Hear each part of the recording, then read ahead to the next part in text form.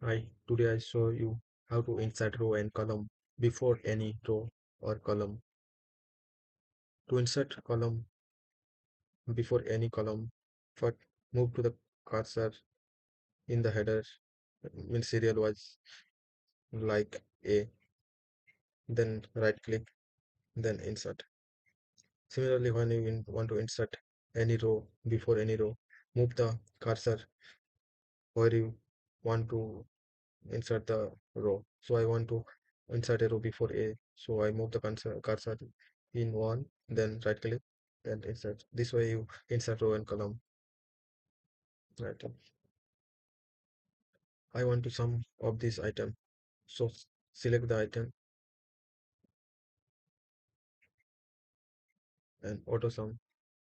This will sum. This is the result.